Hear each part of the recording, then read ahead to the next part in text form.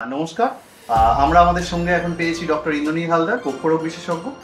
ওনাকে আমরা কিছু বক্ষরোগ রিলেটেড কিছু টপিক নিয়ে আমরা সাধারণ মানুষের যেরকম জিজ্ঞাসা তো সেভাবে কিছু প্রশ্ন আমরা করব।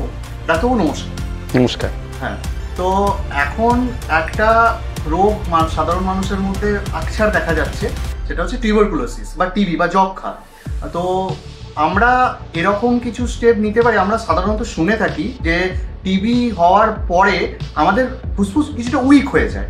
তো আমরা এই রোগটা যখন ট্রিট হয়ে যায় তো আমরা কিছু সতর্কতা, কী ধরনের সতর্কতা অবলম্বন করা উচিত এর পরবর্তীকালে, যাতে করে এটা আরও পোস্ট টিবি স্টেজে কিছু ক্ষতি না হয়?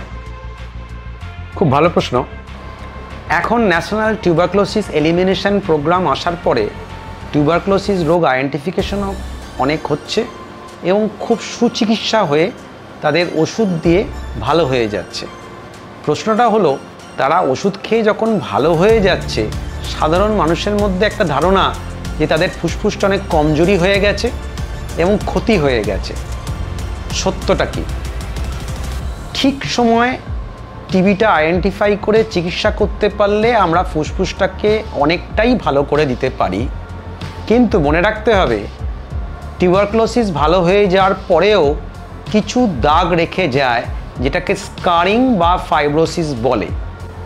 কিন্তু এখন যেটা সবচেয়ে জরুরি, নতুন গবেষণার পরে দেখা গেছে যে মানুষের যখন টিবি হলো, টিবি ভালো হয়ে যাওয়ার পরেও তাদের শ্বাসনালী, বিশেষ করে সরু শ্বাসনালীগুলো, যেগুলো আমরা স্মল এয়ারওয়ে বলি, 2 মিলিমিটারের নিচের ডায়ামিটারের যে এয়ারওয়েজ, সেই এয়ারওয়েজগুলো ইনফ্লামেড হয়ে থাকে বা সংকুচিত হয়ে থাকে।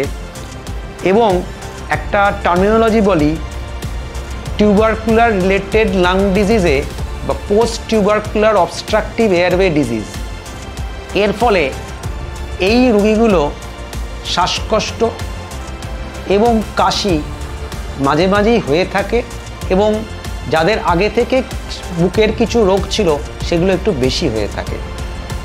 এগুলো প্রমাণ করার জন্য স্পাইরোমেট্রি বা আরও ভালো করে ইম্পালস অসিলোমেট্রি বা অসিলোমেট্রি করে দেখা যেতে পারে, এবং সিমটম থাকলে প্রথম থেকে চিকিৎসা করে ভালো রাখা যেতে পারে। এবং সর্বোপরি এদের ক্রনিক রেসপিরেটরি ভ্যাকসিনেশন যেগুলো দরকার, আমরা আগে আলোচনা করেছিলাম, যেমন influenza vaccine, pneumonia vaccine, pertussis তথাপি হুপিং কাশির ভ্যাকসিন এবং হার্পিস জস্টারের ভ্যাকসিন দিয়ে দেওয়া উচিত।